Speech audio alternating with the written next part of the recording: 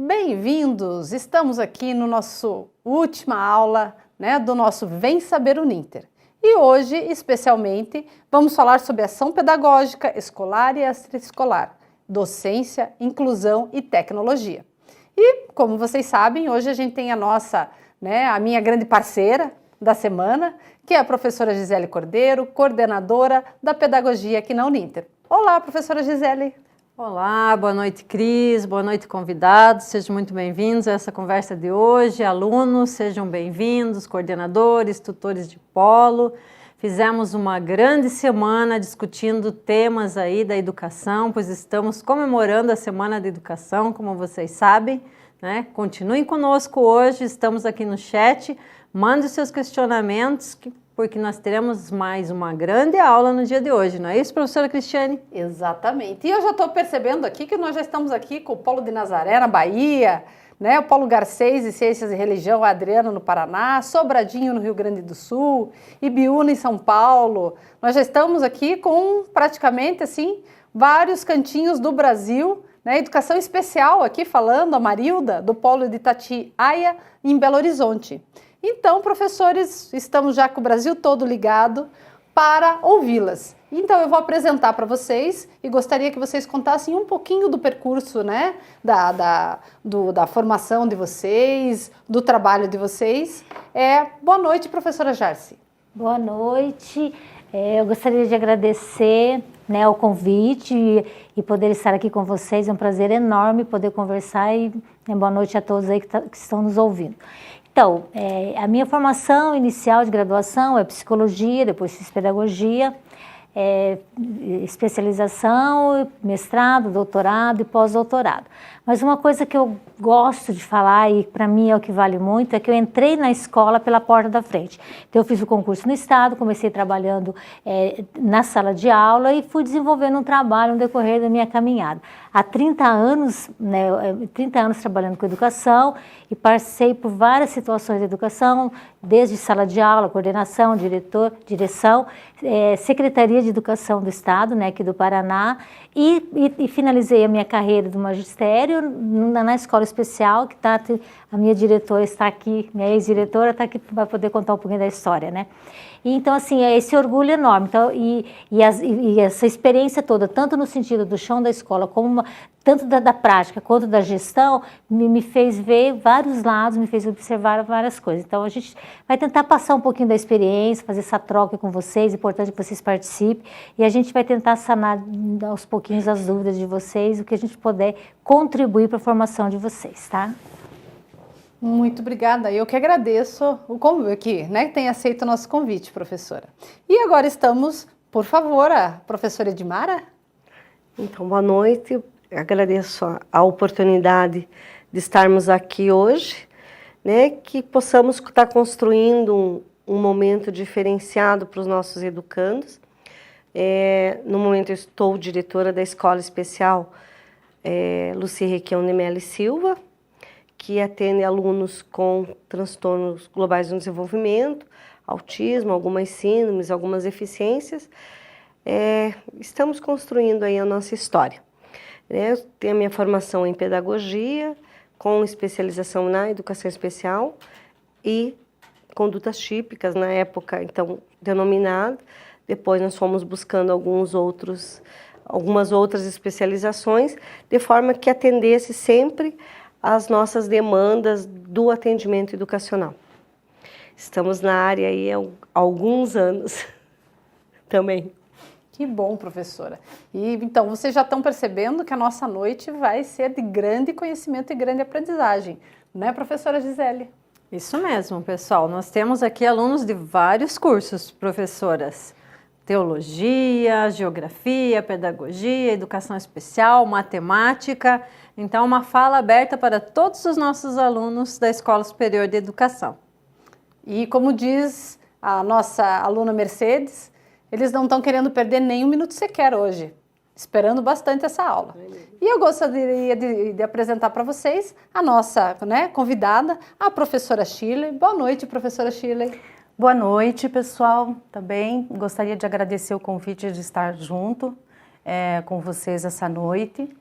Eu tenho formação na área da pedagogia, sou pedagoga com especialização nos transtornos globais do desenvolvimento, mestre em educação, e trabalho há mais de 30 anos no campo da educação especial, especificamente com os estudantes dos transtornos globais do desenvolvimento, o transtorno do espectro autista, e iniciei minha carreira numa escola especializada que atendia na década de 80 justamente esse grupo de estudantes. Atualmente atuo na Secretaria de Estado da Educação do Paraná, pensando na política de atendimento no estado do Paraná em relação a esse grupo de estudantes. Então, professoras, muito obrigada. E eu vou iniciar esse nosso bate-papo, porque eu sei que vai ser assim bem dinâmico, porque a gente tem muito para falar, tanto dessa docência, né, esses professores hoje que estão trabalhando com esta inclusão, quanto com a inclusão propriamente dito, e essas tecnologias, a tecnologia assistida e tudo que pode, né, fornecer uma condição melhor para essas pessoas, né, com essas necessidades especiais. Então, eu abro justamente falando, professoras, o que é essa ação pedagógica escolar e extraescolar? O que é esse núcleo? Quando nós pensamos em ação escolar, nós estamos pensando em quê? É tudo o que acontece no contexto da escola, dentro daquilo que envolve todo o processo da dinâmica escolar. Quando nós falamos escolar, é o que está ao teu entorno, ou seja, o sistema, a organização pedagógica em termos de diretrizes, de documentação, de leis, etc., que vai estar orientando, direcionando o trabalho efetivo da escola. Então, quando isso acontece de uma forma harmônica, flui. Quando há uma divergência entre aquilo que o professor, que a escola, que aquilo que a realidade daquilo que está apresentado na escola se diverge daquilo que é a expectativa em termos de leis, de sistema, aí é o grande conflito. É o caso da inclusão, né? Que é o tema de hoje, que é isso que tem levado a muitas discussões e muitos questionamentos, né? Então, a gente vai partir para uma discussão depois, né, voltado para essa questão, né, da inclusão e tal. Minhas colegas aí, o que tem para... Querem Eu, assim... complementar, professora? Quando a gente pensa numa ação, né, seja ela interna, seja ela externa, a gente tem que sempre partir do pressuposto. Essa ação, esse passeio, essa atividade, esse local, ela vai beneficiar a todos? Ou para que eu vou sair de dentro da escola para fazer uma ação, uma atividade externa, se essa atividade não vai agregar nenhum valor? Ou ela vai mudar, ela vai dar uma outra condição? O que é possível trabalhar? Então, dependendo da ação, nós, enquanto escola especial, precisamos trabalhar por um período internamente para prepará-los para quando formos fazer essa ação externa, ou mesmo que seja uma ação interna de grande porte ou de médio porte, para que esse aluno possa dar conta, né? Então, sempre pensarmos que essa ação, ela vai beneficiar em quê? Quais são os ganhos para ele?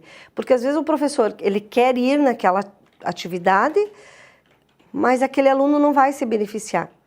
Então, não tem por que estarmos indo, né, com todos. Então, sempre tem que ser passado aí um pente fino. Eu acho que é importante a gente pensar que já estamos falando do processo de educação inclusiva há mais de 2 décadas, né? Quase 30 anos. E é um debate bastante importante e eu gostaria até que viessem os questionamentos para a gente pensar juntos sobre quais são as demandas, quais são as indagações que os professores têm em relação a isso, porque existem políticas que estão postas, que o Brasil assumiu esse compromisso de tornar, né, as escolas em espaços inclusivos, e a gente precisa falar sobre isso, de quais são esses impasses, que sentido está sendo atribuído nos espaços escolares, quais as indagações que os professores ainda têm sobre essas questões que são bastante pertinentes para a gente poder discutir, né? Exatamente. Acho que é isso que é importante, a gente sentir a realidade de cada um, porque a gente não tem uma visão de global por... Agora a gente está tendo a oportunidade de estar trabalhando com o Brasil inteiro aí. Então é importante cada um apresentar a sua realidade, quais são as dificuldades que encontram para que isso seja possível, ou seja, esse processo de inclusão, o encaminhamento para que isso aconteça, esse aluno estar bem onde ele está e qual a estrutura que está sendo organizada para receber esse aluno, né, com deficiência, com transtorno, altas habilidades, né? Professoras, quando a gente fala de inclusão, a gente normalmente pensa, né, a professora até falou de altas habilidades agora, mas normalmente não é o que a gente pensa. Nós sempre pensamos na pessoa com surda, na pessoa, né, com problema de visão, na baixa visão, a gente pensa em autismo, a gente pensa nessas questões todas. Mas o que vai além, né, do que a gente pensa, digamos assim, nesse campo, nesse primeiro campo? O que é inclusão, então? Eu acho assim, se nós formos pensar no processo de inclusão efetivo, a primeira coisa é a identificação. Quem é meu aluno? Quais são as características, quais são as peculiaridades, quais são as manifestações que esse aluno apresenta para eu poder, enquanto professor, sala de aula ou escola, organizar para receber esse aluno. Então, por exemplo, se nós estamos falando de um aluno com uma deficiência neuromotora, uma deficiência física neuromotora, existem algumas adaptações, ajustes que essa escola precisa ter. Um cadeirante precisa ter os ajustes. Uma criança surda precisa ter um intérprete.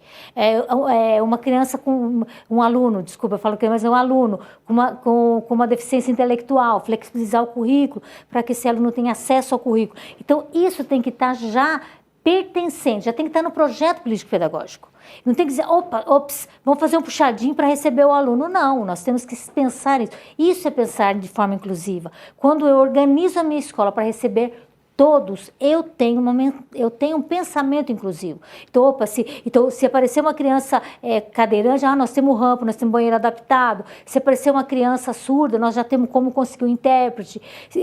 Uma criança de altas habilidades, nós temos uma sala de recursos para poder potencializar essa inteligência. Então, essas questões todas têm que estar inerente, tem que fazer parte da relação professor-escola. Não dá para ser diferente. Então, se eu penso assim, não, eu só vou arrumar isso quando aparecer. Só vou fazer, então isso não é pensar inclusivo, isso é pensar, fazer os ajustes, como eu falei, os puxadinhos. Eu preciso pensar, e como a Shirley falou, já fazem mais de 2 décadas, eu estou há 30 anos na educação, 25 anos em educação especial, e eu ainda vejo muita resistência, muito medo, muita angústia, entendeu? De alguns professores. E a gente quer compartilhar com vocês isso e de repente, entender um pouquinho como está esse universo aí, na realidade de vocês, isso que é importante. E eu gostaria de acrescentar, assim, de que quando estamos falando de inclusão, a gente não está fazendo uma substituição do termo inclusão pela questão da educação especial. Né? Quando se fala em inclusão, você está falando de várias questões, não somente o público da educação especial. Porque nós temos aí diferenças culturais, diferenças raciais, diferenças de gênero.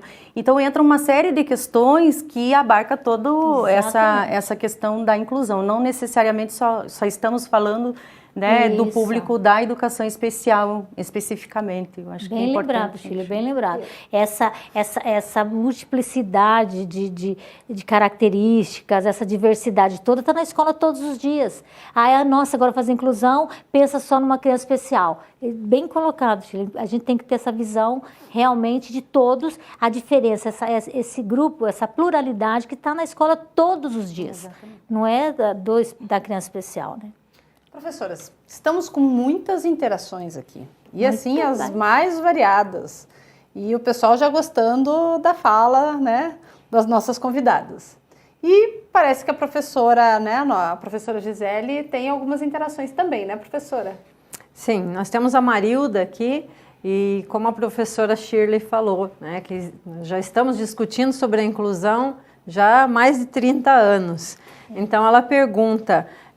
o que mudou para melhor durante todo esse tempo de discussão? O que as professoras podem falar aqui para a aluna Marilda? Esse percurso histórico, né, que nós estamos vivendo, essa questão do Brasil, quando chegou isso, né, há alguns anos vocês já trabalham com isso. E o que vocês têm visto de mudanças, professoras? Eu vou começar pela formação do professor. Quando a gente começou a trabalhar com inclusão na Secretaria do Estado, que a gente fazia os cursos em Faxinal do Céu, que a gente fazia nossos cursos, nossa, todo mundo se arrepiava. Imagina, foi uma rejeição enorme. Hoje as pessoas falam mais. Quando nós iniciamos, quem se interessava para ouvir ou para participar eram pessoas que já estavam trabalhando com a educação especial. Estou falando agora da educação especial. E hoje você percebe, por exemplo, nos cursos de pós que eu trabalho. Então, quando eu comecei a trabalhar cursos de pós, só tinha professores da educação especial. Hoje, são vários professores de diferentes áreas, de diferentes disciplinas, buscando se instrumentalizar, se aperfeiçoar para atender, porque o aluno está chegando, esse aluno está vindo para a sua sala de aula e ele precisa se preparar. Então, ao meu ver, isso foi um grande avanço. Ou seja, a busca do entendimento, a busca daquilo que eu falei inicialmente, da identidade desse aluno e como trabalhar, de que maneira trabalhar. Então, isso para mim foi um grande avanço e, lógico, nós temos muito ainda que caminhar, mas é importante eu estar salientando isso, é bem interessante. Não sei, minhas colegas se passaram... Eu acho que o processo histórico da educação especial, ela sempre esteve à margem, né, do sistema educacional e, consequentemente, os professores que se dedicam ao campo da educação especial também se sentiam à margem de todo esse processo. Então, eu acredito que ampliou possibilidades inúmeras, podemos dizer, desde quando você buscava instituir um serviço dentro de uma instituição escolar, não tem espaço, às vezes era a salinha que guardava material de limpeza, você tinha que dizer e explicar e fazer um convencimento, né, à parte gestora da instituição para que cedesse espaço para abrir uma classe especial, uma sala de recurso multifuncional. Então era muito convencimento, né? Hoje a gente já percebe esse campo mais aberto, as escolas com mais disponível para assistir e acolher esses estudantes da educação especial. A questão da formação ampliou consideravelmente também. Claro que quando a gente fala da inclusão escolar, né, dos estudantes da educação especial, sempre... causa estranhamento, será que eu vou dar conta? Será que eu vou conseguir? Não era melhor ele estar numa instituição especializada? Por um outro lado, os estudantes também, principalmente eu que trabalhei durante muitos anos com crianças autistas e psicóticas, os próprios estudantes pediam, eu quero ir para uma escola normal, eu quero estar junto com outros estudantes. Então, um pedido também. As famílias também tinham essa questão de poder estar numa escola comum e ter a convivência com pessoas da comunidade, enfim. Eu acho que ampliou bastante. Claro que precisamos avançar, porque a questão da inclusão dos estudantes da educação especial ainda implica numa mudança pessoal de cada pessoa, de cada sujeito, né, vamos dizer assim, de poder ver esse estudante de forma diferente, e não como há muitos anos atrás se via somente impedimentos, até pela questão clínica, num campo muito vinculado à área médica. Então, a gente vê que surge possibilidades de que, não, a gente tem que trabalhar com as potencialidades, com o que é possível, e perceber que dentro de uma ação pedagógica, às vezes você modificar a tua metodologia, você pensar em estender um pouco os seus objetivos, você acaba beneficiando não somente o estudante da educação especial, mas tantas outras crianças que também têm dificuldade de aprendizagem por algum motivo ou outro e têm dificuldade de fazer determinadas interpretações, com a ampliação de modificar as metodologias, os objetivos, os conteúdos, enfim, para ser colocados para a criança, isso amplia as possibilidades. Né? E assim, acrescentando ali, acompanhando o raciocínio da Shirley, essa questão da inclusão, ela se nós formos pensar, por isso que o professor sofre muito, eu percebo que essa angústia de, será que eu vou dar conta e tal. Então, porque o professor vai ser o grande mediador entre esse aluno, esse modo de ser desse aluno, independente do diagnóstico, das características, que vai fazer a relação entre o conteúdo a ser trabalhado e atingir esse sujeito. Então, hoje nós devemos ter um pensamento inclusivo de que eu tenho um grupo heterogêneo, logo eu não posso ter um conteúdo ou estratégias metodológicas homogêneas, porque eu não vou atingir a todos os alunos. Então, refletir a minha ação, primeira coisa, para eu poder ter uma parte inclusiva, é pensar sobre o meu trabalho, de que forma eu posso mudar as minhas estratégias, mudar meus instrumentos, acrescentar vários veículos aí que nós temos, tecnologias, várias coisas que nós podemos para chegar ao conteúdo daquele aluno, para que aquele aluno possa ter a compreensão daquilo que está ensinado, ou seja, o conhecimento. Então, o professor faz esse encaminhamento, esse mediador desse conhecimento para o aluno. E é isso que temos que pensar. Quando o professor pensa assim, não, eu não vou conseguir, eu nunca estudei para isso, é olhar para o aluno, é tirar todas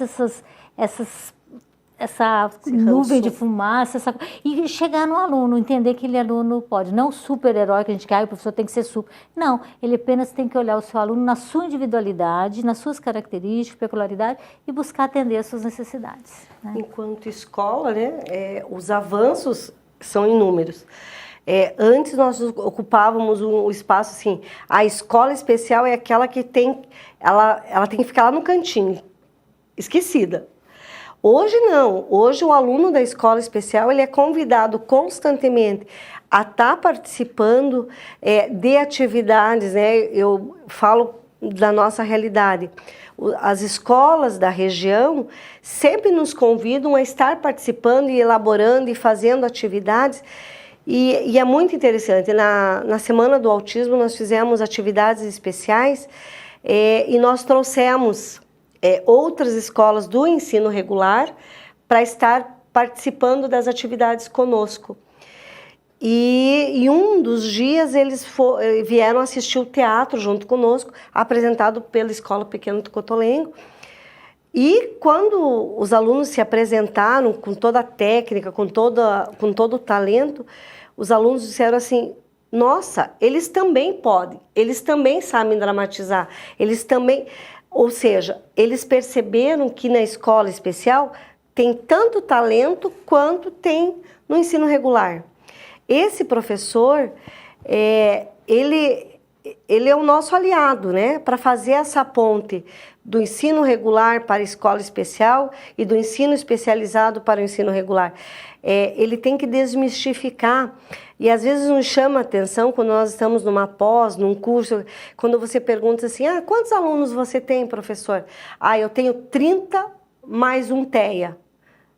Ou não seriam 31? Né? Esse olhar para esse aluno, ele tem que estar despido do diagnóstico dele. Senão, nós não conseguimos trabalhar nem na escola especial e nem no ensino regular. O diferencial não é a técnica, não é o número de cursos, não é o que se busca lá fora, mas é a relação que se estabelece dentro da sala de aula. O que eu quero para esse meu aluno hoje, para que ele possa amanhã. Que excelente fala, professora. Eu fiquei assim até... Professoras, nós estamos com várias interações aqui no chat. E aí eu tenho... Né? Nós estamos falando demais, eu tenho muita pergunta. Eles estão adorando, professoras, estão adorando. E aí o nosso aluno, o Alisson Mendes, ele diz assim que na região dele, Vale do Paraíba, em São Paulo, existe a ideia que o aluno incluso não pode ter seu currículo e conteúdos adaptados. Que ele deve estar o tempo todo realizando as mesmas atividades dos outros alunos, que a adaptação é realizada apenas na aplicação das atividades. E ele pergunta se essa é a maneira que deve ser trabalhada. Então, Alisson, são realidades bastante diferentes, né? Então, posso falar da minha experiência aqui no estado do Paraná, né? Quando a gente está falando em adaptar, a gente está pensando sempre, talvez, em material, né? Adaptar uma carteira, adaptar uma forma, né, às vezes até com a tecnologia assistiva, adaptar algum material. Quando você fala de currículo, enfim, você pensa em flexibilizar, em diferenciar. E, de fato, os alunos devem, sim, estar fazendo, participando, né, das expectativas de aprendizagem do ano e da série onde está matriculado, com diferenciações curriculares que é possível fazer, sim, ali no dia a dia, enfim, acho que É que há uma confusão muito grande quando nós falamos assim, vamos flexibilizar o currículo, vamos fazer uma adaptação para o aluno. Por exemplo, o mais indicado que a gente tem trabalhado é a questão do aluno com deficiência intelectual, por conta da dificuldade de apropriação do conhecimento ser mais lento, o raciocínio, os conceitos mais abstratos acontecem de uma forma diferenciada, por conta desse atraso intelectivo. Então, quando nós falamos de uma adaptação, nós não estamos falando assim, ó, o aluno na sala tem 30 alunos e aquele, ó, você aluno incluído, então você vai ficar ali do lado que eu vou dar outra coisa para você, que eu vou dar uma coisa diferenciada. Não é isso que é inclusão e muito menos adaptação curricular. Quando nós falamos flexibilizar o currículo, significa o quê? Vou dar um exemplo. Por exemplo, digamos que o tema lá é ecologia. Dentro da ecologia, digamos que é o tema estruturante. Dentro do tema estruturante tem vários outros subtemas. Então, quando eu vou... todos os alunos precisam sair sabendo o que é ecologia, que é o termo majorante, que é o termo que conduz toda a organização curricular. Só que para a maioria dos alunos que tem um acompanhamento diferenciado, você vai trabalhar item A, B, C, que daí vai chegar, você preparou o professor dos objetivos, tá, os temas secundários, e vai estar lá até o nível 10, que você programou para aquela turma. Para aquele aluno que está lá no processo de inclusão, ele vai trabalhar o tema ecologia, só que em vez de você trabalhar os 10, você vai escolher os 3 significativos. Por exemplo, ó, tem lá, vamos pensar em ecologia numa coisa mais específica dentro da plantas, temas lá que envolvem, né? Fotossíntese. Tal. Então, você vai escolher. Então, aquele aluno, você vai trabalhar os 3 temas, ele vai estar trabalhando junto. Aí você envolve o quê? Estratégias diferenciadas no sentido de material concreto. Não é só para ele, é para todos. Eu não vou dizer, agora esse aqui é para esse aluno. Não. Eu vou estar trabalhando concomitante o tema e as ações pedagógicas, as estratégias metodológicas, material didático, em conjunto. Esse aluno está incluído. Tá. E agora a prova. Quando você vai fazer a prova, é a mesma avaliação. Digamos assim, então você vai fazer uma provinha, 10 questões. Só que para aquele aluno que trabalhou os 3 objetivos, os 3 temas, como eu falei, o professor vai dizer, ó, esses 3 temas foi que você... Ele vai responder aqueles 3 porque ele trabalhou, os alunos vão responder os restantes por conta da dificuldade do processamento da informação. Eu tenho que respeitar o limite de conhecimento daquele aluno. Ele vai fazer parte desse grupo, no mesmo dia, a mesma prova, podendo fazer uma avaliação também diferenciada, que seria uma avaliação oral, que daí seria uma outra questão. Mas assim, ele vai fazer aquelas 3. Se ele quiser responder às 10, tudo bem. Mas a avaliação, o peso da avaliação serão nas 3 questões que envolvem o tema que o professor escolheu e trabalhou com ele. Então, enquanto os alunos estão trabalhando, ele vai trabalhar com... O professor vai estar motivando todos os alunos, é óbvio, e aquele leva um olhar mais prático. Ele precisa do concreto, ele precisa ter uma formação mais detalhada. Eu não preciso parar para dar o mesmo conteúdo, só que a exigência, o grau de exigência para aquele aluno com deficiência intelectual é isso, que é diferente de pensar adaptação curricular, deixar, como eu falei no início, deixar o aluno à margem do sistema e fica lá, ele não consegue, coitadinho, não sei o quê, não é nada disso, isso não é inclusão. Ou trazer atividades de uma série inferior para ele fazer. Exatamente, entendeu? Quer dizer, então, é isso. Pensar a perspectiva da educação inclusiva, mas trabalhar na prática, na integração, que é um paradigma anterior. Respeitando cada peculiaridade, por exemplo, um surdo, uma criança, uma produção de texto de uma criança surda, ela tem uma limitação na organização. Por quê? Porque ela não conjuga o verbo como nós. Eu vou para minha casa almoçar. Casa, almoçar, tal. Então, eles têm uma organização diferenciada. Então, uma produção de texto, um ouvinte, ela tem riqueza de detalhes, organização de verbo, tudo aquilo. Uma surda, ela é mais objetiva, mas é a forma que ela raciocina. Porque o outro produziu 20 linhas, esse produziu 4 linhas, eu vou desconsiderar. Não, é a forma como ele elabora, é a forma como ele entende a linguagem dele, como ele estabelece o mundo dele, o universo dele de sinais. Então, isso tudo precisa. E a mesma coisa o cego, o deficiente físico, a adaptação. Então, é cada peculiaridade. Então, isso é flexibilizar para atender e não tirar de cena, né? Professora, já estamos aqui com muitos elogios, eles gostaram bastante dos exemplos e, né, como vocês explicaram aqui. E eu tenho uma pergunta, porque nós estamos hoje também transmitindo para o YouTube. E está chegando algumas explicações. E lá no início, as professoras falaram sobre o puxadinho. Lembram do puxadinho? O puxadinho do puxadinho. E aí essa pergunta, a Fernanda Penariol, ela pergunta assim: fazer puxadinho para receber o aluno. Professoras, nossas escolas estão prontas, será, para receber esses alunos no nível estadual, municipal? O que vocês acham? Então eu falo sempre puxadinho por quê? Pois quando nós falamos do nosso currículo mesmo, currículo, organização curricular em termos de sistema como um todo, ele tem uma organização, teoricamente, deveria atender todos. Quando nós falamos de adaptação curricular e flexibilização, nós estamos fazendo um puxadinho. Por quê? Porque aquele aluno não está cabendo dentro dessa organização curricular. Eu preciso fazer o quê? Um ajuste. É como se fosse assim, eu vou casar, eu vou construir minha casa e eu vou ter 2 filhos. Então, você constrói uma casa, de repente você tem uma gravidez quíntupla. Você tem 5 filhos. Eu vou ter que organizar para receber esses novos filhos que não estavam na minha programação. Ou seja, é a mesma coisa do sistema. O sistema curricular desenvolve um programa, desenvolve uma matriz curricular para atender. Seria para atender todos, mas quando você vê, não, esse não cabe, esse não cabe, esse não cabe, eu tenho que fazer o quê? Os ajustes, é o puxadinho. E a mesma coisa dentro da escola, quando a escola não se organiza, ela não se prepara como um casal para receber 5 filhos, que seria mais ou menos isso, o que ela precisa? Ela vai fazendo os puxadinhos, vai fazendo os ajustes. Então, por isso, o que antecede isso? Lá no projeto político pedagógico, é organizar, nós vamos preparar uma escola para todos. Então se a gente receber um suropa, a gente tem o intérprete. Então, nesse sentido, então, hoje eu vejo que a grande dificuldade da escola é essa, não estar preparada e ter que fazer os puxadinhos. Falar em despreparo, então, né, Cris? Sim. Nós temos aqui também uma interação do Gustavo. Gustavo diz assim: já trabalhei em 3 instituições de ensino e preciso dizer que, embora eu tenha visto uma estrutura que proporciona acessibilidade, senti falta de treinamentos de capacitação aos colaboradores e aos professores. É isso, profs? Vocês acham também? Então, são 3 coisas que caminham aí para que a inclusão aconteça. Primeiro, é a organização do sistema, leis, é a organização no sentido geral. Aquilo que sustenta realmente uma escola, matriz, etc, etc. A segunda é o espaço escolar e a sua organização, sua sistematização. E a terceira, a formação do professor. Então, o professor precisa, sim, eu concordo com você, a capacitação, a preparação, abrir o leque do olhar para todos os alunos, porque a formação, a graduação, nem todas as graduações dão ao professor a visão dessa diversidade de alunos que vão encontrar lá. A gente sabe disso. Então, a gente pensa que vai encontrar um aluno, que ele vai aprender, eu vou montar meu planejamento, ele vai aprender, vai chegar no final do ano, vai passar, etc.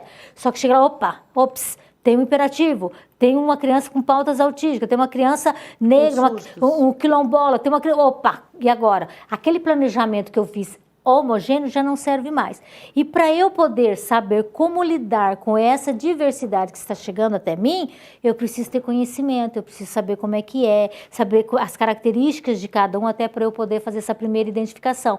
Então, a formação é importante. No Paraná, a gente já participou, trabalhou com muitas formações de professores, lógico que está longe do ideal, né? A gente sabe disso, mas eu entendo exatamente essa angústia de vocês e concordo plenamente na busca. Ou é o Estado, ou o município, ou o sistema, né, público oferece, ou a gente busca particularmente. Mas a formação para o atendimento é importante, sim. Né? Professoras, eu tenho aqui a Zilda Freitas, e ela faz um questionamento. Se nessa base nacional comum curricular, que vai, né, ser colocada agora, essa nova BNCC, se ela fala alguma coisa sobre essa inclusão, se há algum tratamento adequado, o que eu acredito que a professora Shirley possa... Sim, não, eles têm sim. Uma das questões que a gente ficou preocupada em relação à base nacional comum é não fazer essa substituição, então, da inclusão educacional, né, tirar o termo educação especial e fazer uma substituição pela inclusão escolar, porque daí não estava falando somente do público da educação especial. Mas vem referências sobre isso. No Paraná, especificamente, nós não vamos trabalhar com a Base Nacional Comum, mas foi constituído aqui um referencial para ser trabalhado nas escolas do estado do Paraná, com questões que a gente achou pertinentes e importantes. E com relação à Base Nacional Comum, vem um reforço ali de trabalhar com habilidades, com potencialidades, enfim, que são questões que são importantes para o público da educação especial. Acho que é isso. Porque às vezes a gente pensa na quantidade de conteúdos, né? O ensino regular, ele tem 10 conteúdos. Na escola especial, então, a gente não vai trabalhar com esses 10? Como é que é? Talvez a gente possa trabalhar com esses 10, mas de acordo com a realidade de cada aluno, né? Tem aluno que você não vai poder trabalhar com papel e caneta, porque ele não, assim, ele já passou por várias etapas da educação, e já foi massacrado, e já foi exigido, já foi cobrado, e ele pegou uma versão. Então, se você der um papel e um lápis, ele pode não querer produzir, mas você pode conseguir, pela potencialidade dele, por esse ideal, por essa forma dele conduzir, de outra forma. Ou de forma direta, ou de forma indireta. Tem aluno que, para ele poder mostrar que ele sabe, ele não pode estar olhando para esse professor. Ele está numa janela, ele está de costas, ele está folheando uma revista, ele está através de um jogo, e aí ele começa a falar dos conteúdos que o professor trabalhou, que ele aprendeu, mas que naquele momento ele está conseguindo dizer que ele aprendeu, mas que pelo meio tradicional ele não vai demonstrar nada. Então, esse olhar que a gente tem que ter, que a gente pega muito no pé, principalmente desse professor, né, para que ele perceba, às vezes, uma escola ela pode ser muito rica a nível material e o trabalho não flui. E, às vezes, é uma escola que tem seus perrengues financeiros, que é humilde, que é pequena, que não tem muitos recursos físicos, jogos, e que o trabalho acontece belíssimamente. Então, o determinante é o professor, é o que esse professor espera desse estudante para que o trabalho aconteça. Isso, assim, a gente, nesses 30 anos aí, né, Jarce, a gente tem visto que, assim, o quanto que um professor, às vezes ele tem toda uma estrutura ao seu dispor e ele não usa, ou não consegue, ou ele não interage, ou ele não consegue perceber que aquilo que é da relação entre ele e esse aluno está acima de qualquer outra coisa. E falando um pouquinho dessa base, eu acho assim que eu vejo, ao meu ver, é um grande salto. Por quê? Porque o que antes era um sistema mais rígido, que o aluno encaixava dentro daquilo que estava organizado, hoje o aluno tem como caminhar dentro, existe uma flexibilidade, é um processo um pouquinho mais dialético, longe do ideal, no meu ponto de vista, né? Na minha humilde opinião, mas assim, permite com que esse aluno ele vá, essa organização favorece o quê? O interesse, a motivação, os talentos, aquilo que ele tem como expectativas da escola. Então, no meu ponto de vista, ele permite essa possibilidade de estar transitando dentro de uma organização curricular de uma forma mais tranquila e focando para as áreas do interesse, para as áreas daquilo realmente que é motivacional e faz com que a escola, ele veja a escola de uma forma mais leve, no meu ponto de vista. Professoras, eu até tenho que corrigir, porque nós não estamos só com a interação hoje do nosso Univirtus, mas estamos também com a interação do YouTube e também do Facebook. Então, aqui hoje está... Como eu disse, aqui nós estamos multimídia hoje. Nós estamos, assim, todo o Brasil e nós, inclusive, temos nosso polo em Boston. Então, e também está sendo transmitido para lá. Então, nós estamos internacionais, né, professora Gisele? E nós temos aqui o nosso aluno, o Rafael Frois, que está interagindo lá do YouTube. E ele pergunta, ele fala assim, na verdade ele faz uma pergunta para as professoras, porque ele dá aula, ele dá aula para um aluno especial, que tem deficiência cognitiva e concentração e problemas de concentração. Veja que ele precisa de atenção especial. Hoje não seria importante nas escolas uma atenção diferente e exclusiva, no caso desse aluno? Ou como é que essa formação, porque muitos aqui já estão perguntando assim, como que esse professor se prepara? Como vocês disseram, esse professor ele já tem que estar preparado, mesmo que ele não tenha um aluno de inclusão. Porque a gente tem que estar preparado para e não fazer o puxadinho, né? E não, chegou, então agora vamos, né? Vamos fazer o puxadinho. Então, como é que vocês veem isso, professoras? Então, ele perguntou de ter um momento exclusivo com o estudante, é isso? Ele acha que seria importante nas escolas uma atenção diferenciada, né? Diferente e exclusiva. Vocês acreditam nisso? Diante da atuação de vocês de mais de 30 anos nessa área.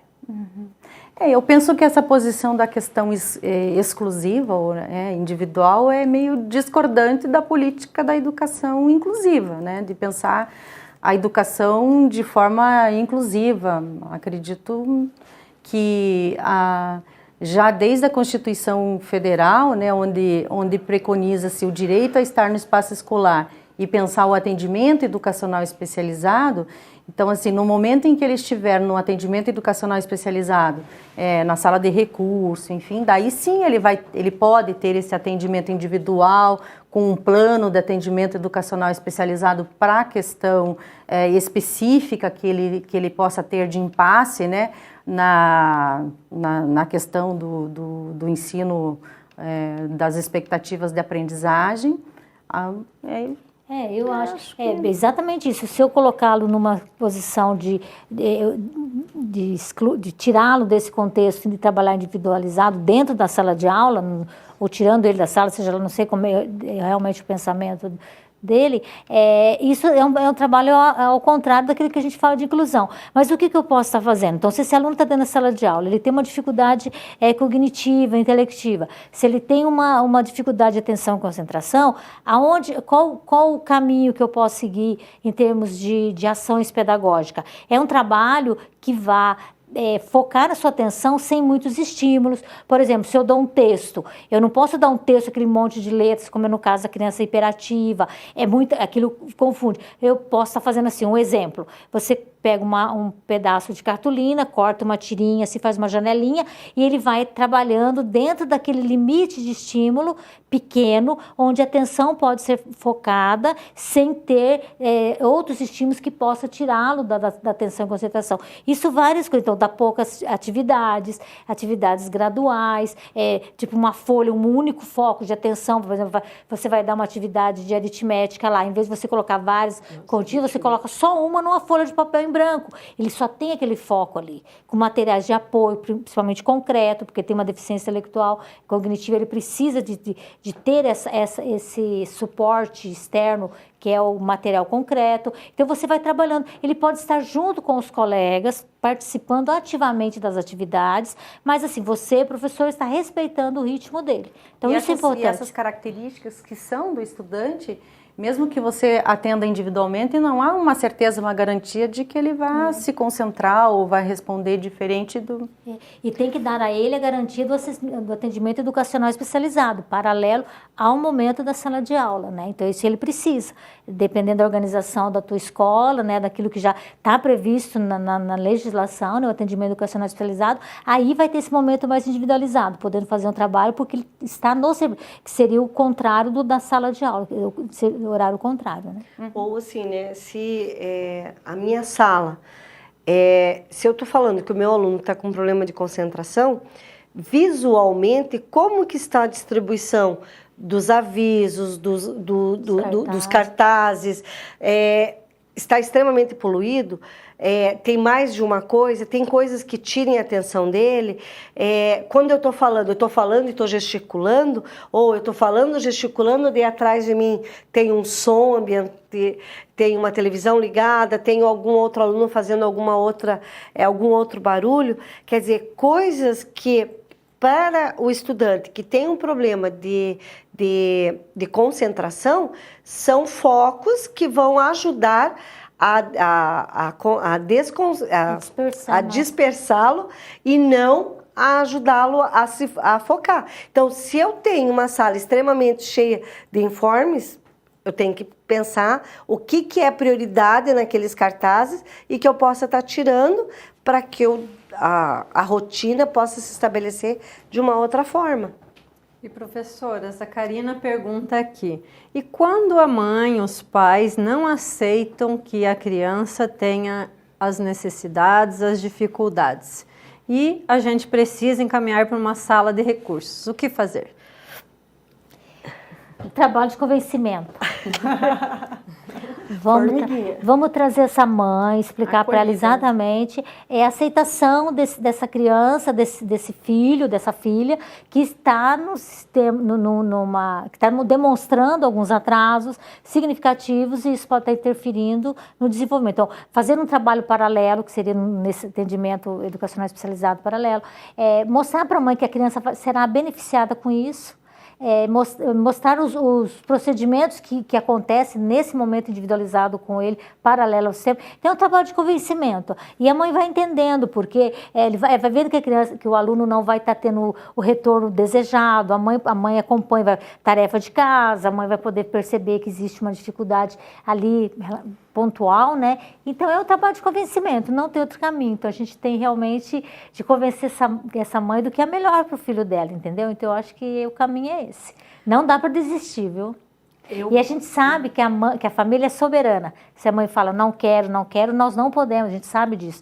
Pela organização da escola, nós não podemos. Mas nós podemos convencê-los, né, de que o melhor para o teu filho, nesse momento, é essas opções que a escola pode estar dando. Eu sempre tento, assim, fazer... Se fosse eu que estivesse ouvindo desses professores o que eles estão falando do meu filho, se fosse meu filho, como que eu reagiria? Nós não podemos esquecer que tem o filho ideal e o filho real. E às vezes mostrar para essa família o que esse estudante não está conseguindo, às vezes ele pode ser interpretado porque a família não está investindo, a família não está fazendo, a família não está ajudando, a família... Então, como que eu reagiria? Às vezes a gente tem que deixar com que a família exploda, aí bagunça tudo, aí vai acomodando devagarinho, e aí você retoma. Mas é sempre importante se colocar no lugar dessa família, né? A empatia, ela é um exercício. E a gente consegue fazer primeiro com quem está mais próximo de nós. E aí você vai estendendo, e vai abrindo, e vai fazendo. E aí você... Mas o principal, essa família tem que ser acolhida. Ela tem que se sentir acolhida para que ela possa permitir que a gente trabalhe com esse estudante. Professora Shirley, gostaria de complementar? Professoras, eu acredito exatamente nisso, que o acolhimento, né, e você se colocar no lugar desse outro, e você... É a única maneira de você buscar confiança, porque é só a partir dessa confiança que a gente realmente vai fazer essas mudanças, né? A mudança nessa visão dessa família, de acreditar numa possibilidade, né? E não mais num problema, porque a gente, né, o primeiro impacto é o problema. Nós temos um problema, mas e qual é a possibilidade? Ninguém fala da possibilidade, ninguém nos diz que isso é, né? Porque o professor, quando diz assim, olha, o seu filho tem problema, é sempre o problema, ele não consegue, ele não faz, e ninguém diz assim para ele, olha, um outro olhar para essa criança vai dar uma possibilidade. E que possibilidade é essa? Ninguém sabe, só atuando, só fazendo e só acreditando, né? Então, eu acho assim, o trabalho desse professor é fantástico. E aí nós temos aqui várias interações, estamos com interações no Facebook, a Neuza Ribeiro dos Santos, que a gente não vai conseguir responder agora, Neuza, nós vamos ter que deixar para o próximo bloco, onde ela pergunta, professoras, será que vale essa, e essa é uma pergunta bem capciosa, será que eu tenho uma sala de aula com 40 alunos, eu estou lá, professora, sozinha, e eu vou me ater a esse aluno especial? Será que é essa, né? Será que é esse, será que isso acaba não você deixando de lado 39 para cuidar deste um? Como é que a gente pode fazer isso? Então eu já vou deixar essa questão para o nosso próximo bloco. Estamos encerrando. Agradeço as interações, que cheguem muito mais, porque aqui nós estamos com 3 professoras que, como vocês viram, atuam há muito tempo na educação especial, têm um amplo conhecimento e está muito gostoso, né, professora Gisele? Sim, tem muitas questões aqui ainda, professoras. Já anotei algumas para o nosso segundo bloco e não fujam, gente. Daqui a pouquinho nós voltamos.